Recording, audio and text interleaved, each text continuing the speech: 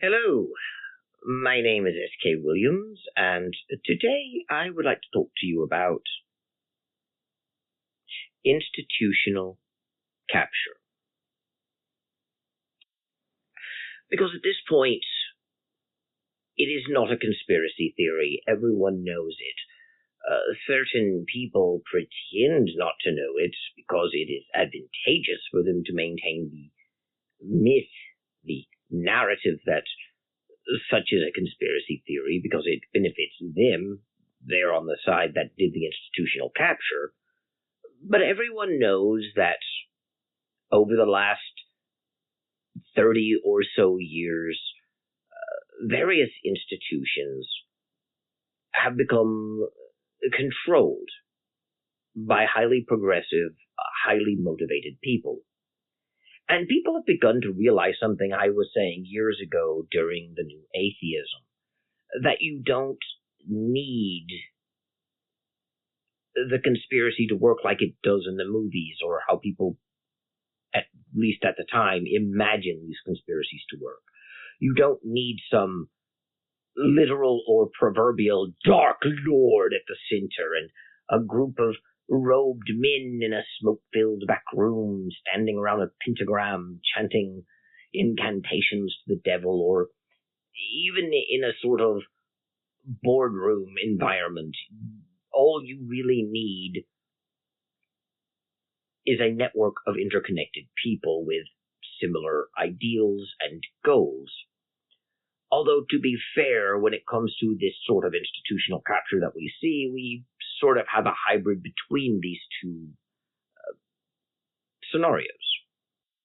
There really were meetings of intellectual figures who try to drive society toward a certain direction, but most of the conspirators were not simply brought into a shadowy organization and given orders by a specific person or group of people. Most of the people did so automatically, whilst being influenced by going to things like conferences. And before I continue, I would like to apologize for my voice. I'm not feeling very well, so ironically, a couple of videos that will come out after this will actually have me sound more normal while I'm still sick, probably, because I pre-recorded them. But having said that,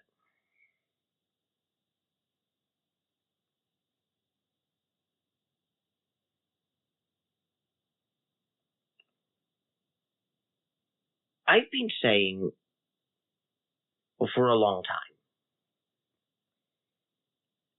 that there have been institutions that exist largely out of sight of the public. But they don't exist as clandestine organizations which deliberately hide and keep secret, but rather they're publicly known, but very few people know about them. They don't advertise because they don't need to. Because the mere suggestion that these organizations exist sounds preposterous and absurd to people, and people who align with these organizations or even know that they exist will mock you for even suggesting that they exist. And that seems to be enough because people didn't really look into it. They just listened to the mockery and accepted that the idea that these sorts of organizations exist is ridiculous. I know that firsthand because when the new atheism was new, I would point out that the new atheists all work through the same or related organizations, like American Atheists or the National Secular Society in Britain or the American Humanist Association. And you had a group of atheist organizations that were sometimes recognized as existing and motivational and sometimes not. But there was this odd tendency when one was to debate an atheist, that you saw that atheist as an individual who just lacked belief in a God, nothing more. We all knew that this wasn't true. We all knew that they were going to repeat the same arguments that were being circulated during the new atheism that are largely still circulated today. If you talk to a militant atheist who talks about how evil religion is, they always say exactly the same things. You know exactly how the conversation is going to go with them. But everyone played along that atheists were individuals, that religious people might all talk the same, and probably do, because they've been indoctrinated and have dogma and all that. And even the religious people themselves admitted this, because religious people means Christian in this sort of discussion, and Christians believe the Bible and what their church teaches, but atheists have nothing in common with other atheists but their lack of belief in a God. And we all knew that this was fake, and we still do. It's not even really true in the abstract that atheism is a mere lack of belief in a God. That definition of atheism was invented by Anthony Flew back in the 1970s. And I say that knowing that other people pointed that out and it's been proven false, and that people like Rationality Rules have done videos exposing that as a lie and proving historical atheists defined atheism as a lack of belief in a God, and with quotes proving that Bertrand Russell thought of atheism as a lack of belief in a God, and Robert Ingersoll understood it as the atheism as a lack of belief in a God,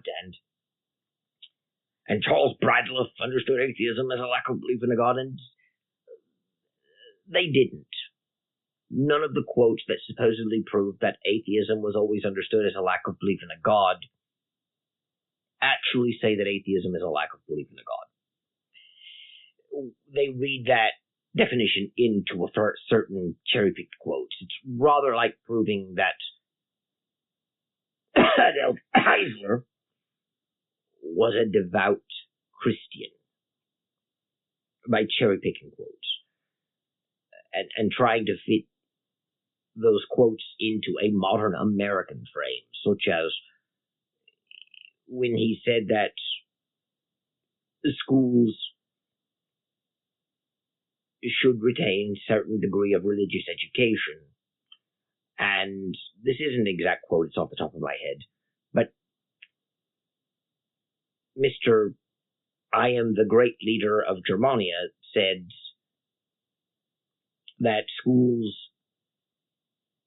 should have a religious character and they should have religious education. And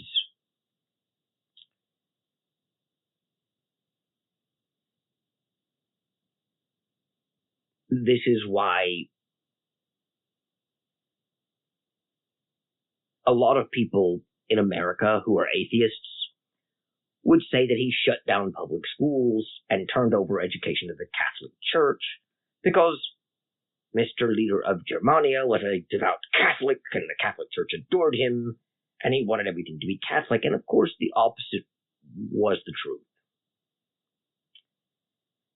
The mustachioed leader of Germania in the mid-century of the 20th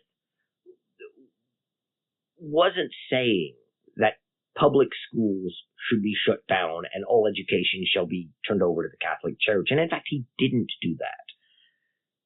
If anything, he was shutting down the Catholic schools to have governmental ones.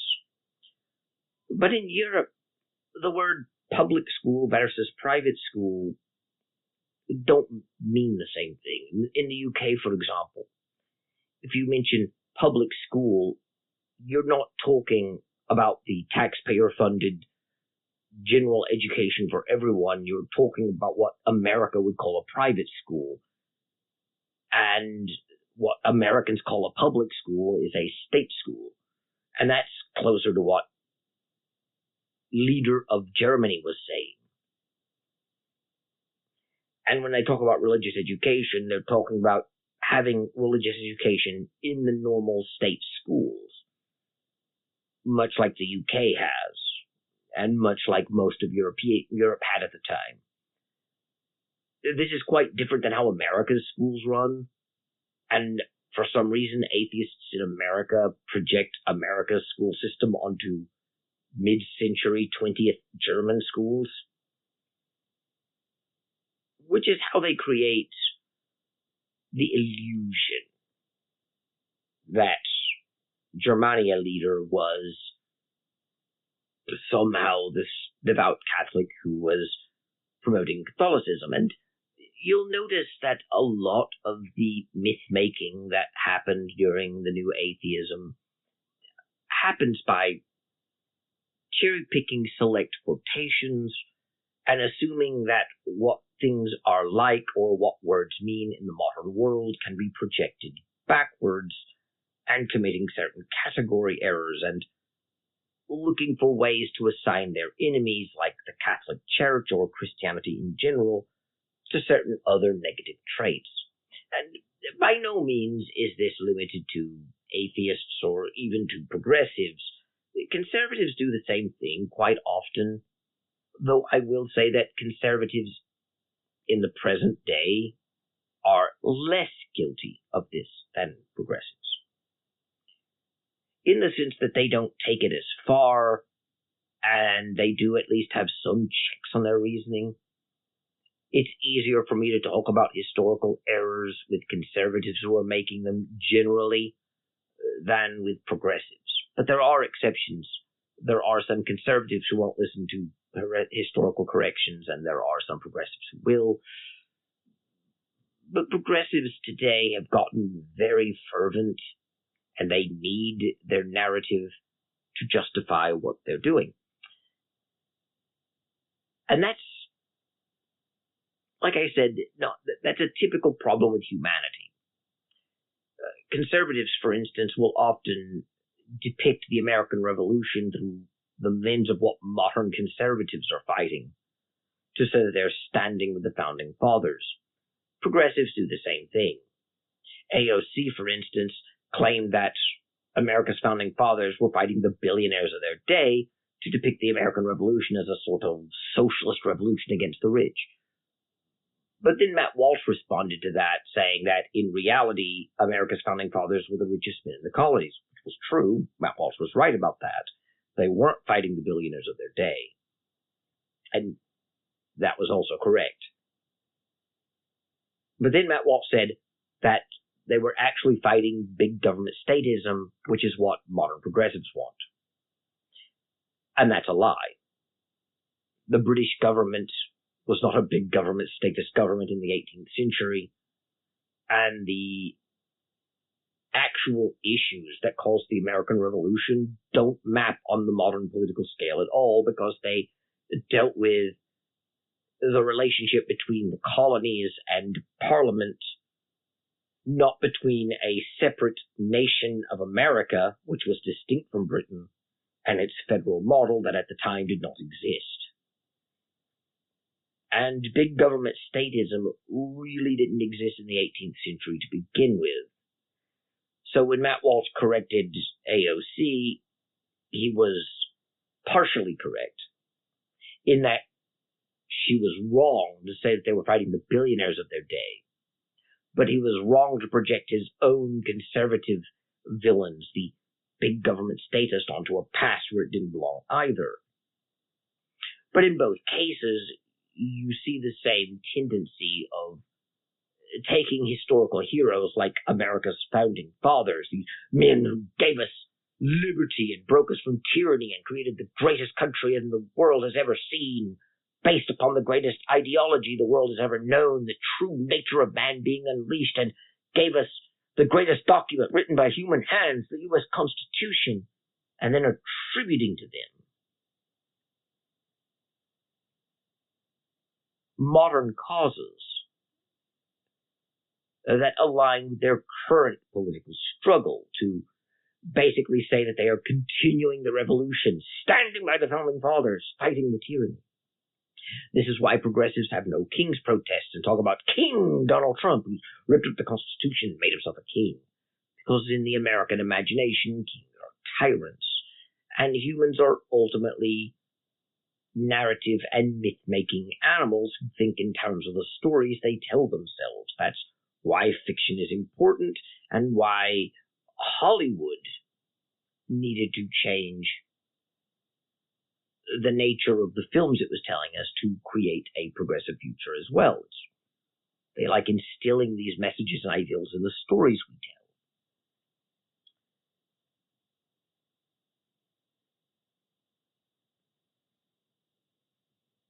But very few people actually look at the origins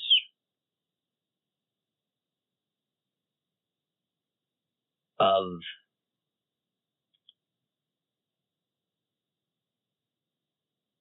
the ideologies. And when they do, they look at historical people like the Neo-Hegelians, although they don't look at the Neo-Hegelians. They look at Hegel himself. And more and more people are doing what I did and looking at historical lines, although they do it with progressives, not so much with atheists, which is strange because the atheist movement is deeply tied to progressives, even though it lies about how it has nothing to do with politics and atheists can be general and claim that the religious over and right wing because religion indoctrinates you into conservative values, but atheists who think for themselves are more politically diverse, which is clearly not true. Atheists are not clearly more politically diverse than the religious people. In fact, the atheists are religious. The modern atheist movement is basically trying to promote secular humanism. And if you read the Humanist Manifestos, you'll know what they're going to promote, and you know what progressives are going to promote. They're just not honest about that. But therein lies the point.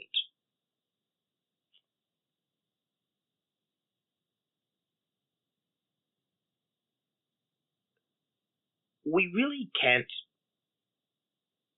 get rid of the modern excesses of the progressive movement.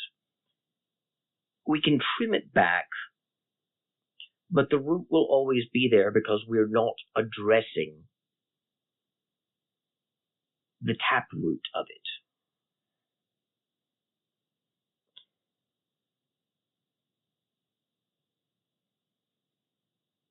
We are instead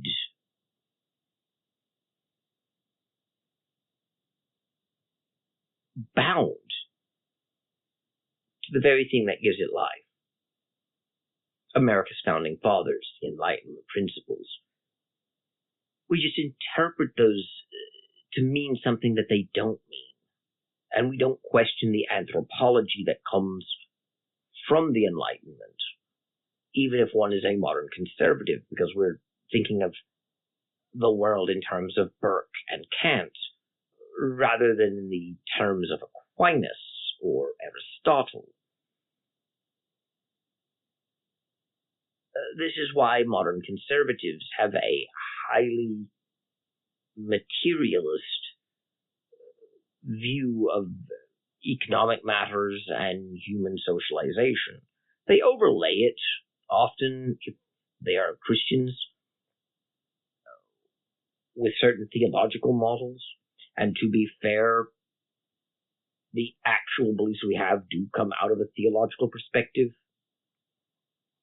Because even secular humanism actually grew out of Christianity, even though people like A.C. Grayling and Tim Whitmarsh don't like that fact and claim that secular humanism was actually invented by ancient Greece and Rome before Christianity came along, and if anything, Christianity took ideas from secular humanism, but that's just not the case. The ancient Greeks and Romans were not secular humanists, nor were the philosophers of Greece remotely like the modern secular humanists. And secular humanism developed in the 19th century out of ideas that came out of the Enlightenment, which were ideas that largely came out of a Christian culture. There's a reason why we don't see this emerging in India, for instance, even though some atheists like pointing to this or that historical Indian atheist philosopher who embraced materialism as also humanist when they really weren't either. And that's because they ultimately derive their ideas from the same philosophical foundation, and there really isn't a difference between religion and philosophy. Our culture has created a clear distinction between the two that doesn't really exist. And religious beliefs are philosophies that we live by. And people who are not religious, but nevertheless embrace certain philosophical views, the non-religious philosophical views, are really engaged in religious thinking. They just don't admit that. And that's actually one of the problems that people have with understanding this. Because what is actually happening to our society is the direct consequence of the anthropology and ontology that we have embraced. And they're an anthropology and an ontology that are fundamentally false. And yet both conservatives and liberals embrace them implicitly, even if they're not doing so consciously. For instance, you might have a conservative Christian, and I say conservative Christian, not Christian conservative, because Christian is supposed to be their primary identity, not just the modifier to it. I've always hated it when people call me a Christian conservative, because that assumes that I'm a conservative who happens to be a Christian, but my core identity is conservative, when that isn't true. My core identity would be Christian, not conservative. But the point that I'm making is, a lot of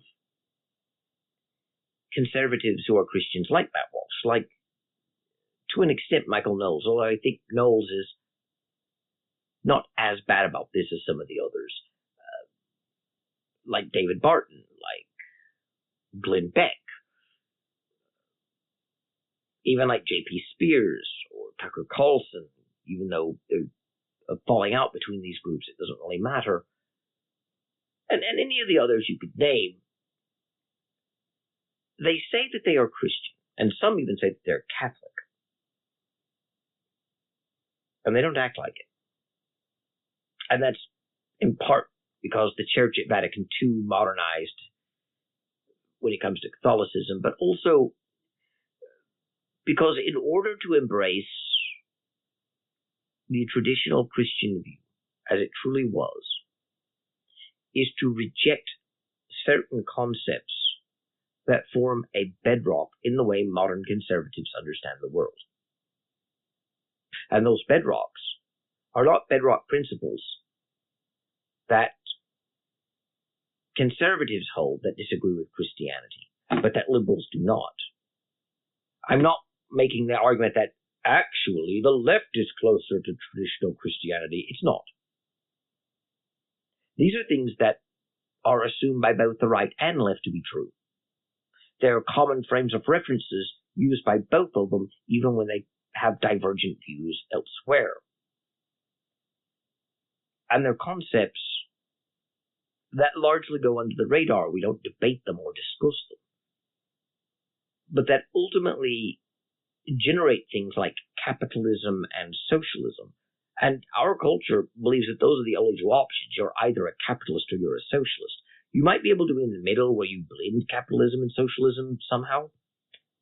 But those are the only two options that are available to us, and they shouldn't be, because there are other economic models besides capitalism and socialism. But both capitalism and socialism rest on a materialist assumption that the universe we live in is a purely material world. And it also assumes that all needs of man are ultimately material needs. And that society functions as an engine for economic development. I disagree with this. I think that this entire view is dehumanizing, which is ironic because it came out of the Enlightenment, which is supposed to free humanity to be itself, but it never succeeded in that, because it is based on a fundamental misunderstanding of what humans actually are.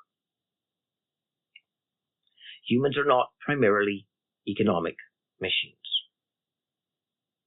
And you can't just provide humans with their material comforts and expect all crime to disappear and all poverty to disappear. That's the mistake the left is making. But the mistake the right is making is to assume that allowing people to control their own private wealth in exchange for having to work for it will produce the same results. And there are benefits to the conservative model over the liberal one, but there is still a foundational error in thinking of humanity as a purely material being with purely material needs. Even if you overlay it with the concept that when you die you go to heaven, or that God exists and controls the world somehow, there is a sort of atheistic view at the heart of this, that even people who profess to be Christian and aren't atheists in the formal sense don't quite have a way of reconciling how God works through nature with the material assumptions of nature that they're making. And this fundamental misunderstanding is what gives rise to the modern society that is endlessly at war with itself, especially since we've lionized rebellion as good. Rebels are heroes who stand up to tyranny. This is never really true historically, even with the American Revolution, and I know that America is celebrating its 250th birthday this year, but America's founding fathers weren't the heroes standing up to tyranny that we say that they were. King George III was not this absolute monarch ruling as a tyrant, claiming a divine right of kings, who put a lot of oppressive laws on people. He was actually a constitutionally limited monarch. The concept of the divine right of kings that people keep bringing up didn't really exist in British law. Even if it did, it doesn't mean what people today think it means. The divine right of kings concept doesn't say that the king has been given power by God, therefore can do whatever he wants. It's not that simple, but it doesn't matter because King George III didn't claim a divine right. King George III was actually only king at the discretion of Parliament because Britain operated on the doctrine of parliamentary supremacy. And then after the Revolution, the king was fully discredited, and we got modern British system where Parliament just does whatever it wants, with no checks. Which is ironic, because now Americans will point to the modern British system and say, that's why America's founders broke from it. Boy, I'm glad we don't have a king! Without realizing that the American Revolution created modern Britain. The American Revolution was more than just America separating from Britain. It created a worldwide rupture in how people think. That's why the modern world endlessly talks about democracy, and why the only legitimate form of government today is a democratic one.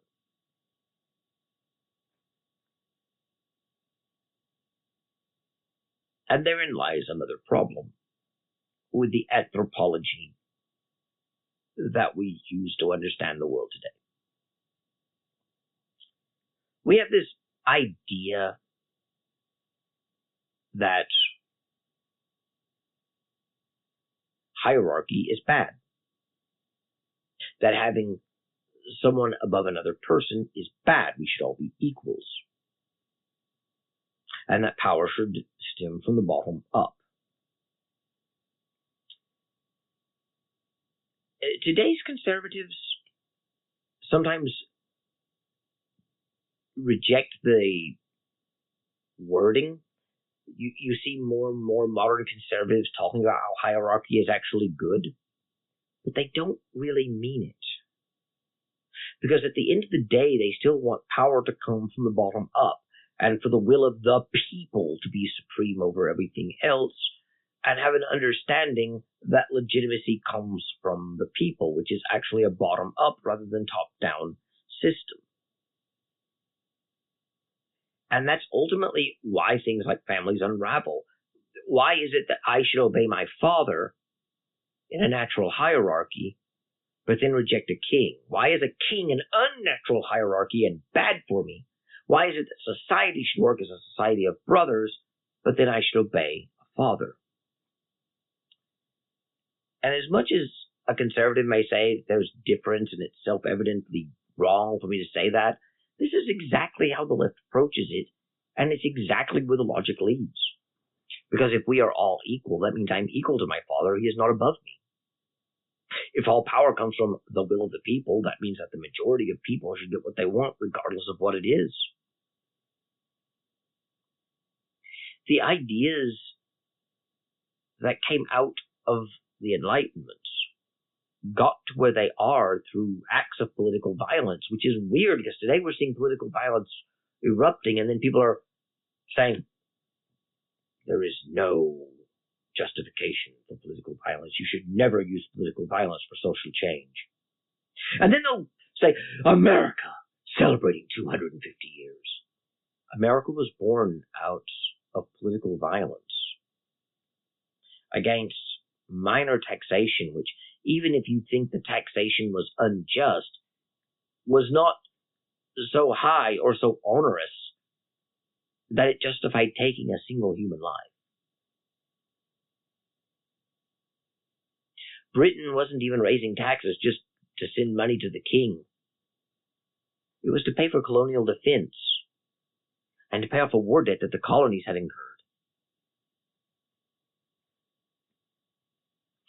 Even if you thought that it was wrong for Parliament to levy the taxes or find some other problem, the taxes were low. All historians agree with that. Parliament was willing to negotiate with the colonies.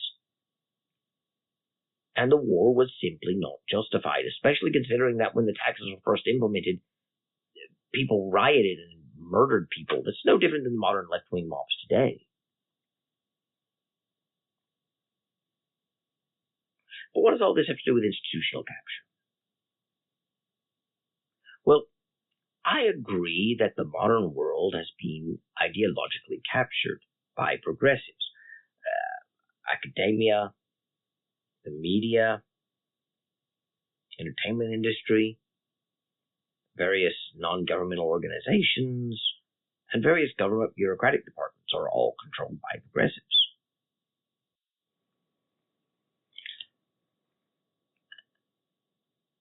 But at the same time, if conservatives captured them, progressives would eventually take them back over. Because conservatives today are just half-measure progressives holding to the same anthropology and the same ontology of a purely material world with purely material and economic solutions to all of the problems that we have. You can't solve the ideological capture until you question the Enlightenment, and you can't question the Enlightenment unless you're willing to question the foundational philosophy that America was founded on.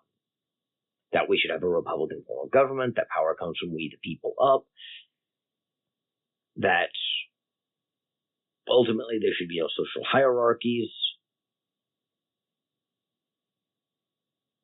These philosophical beliefs will guarantee progressivism always grows back when we cut it back. Progressivism can't stand because it goes insane with these ideas. These ideas are in fact insane. But it will always grow back in the fertile soil, so long as we keep the root alive.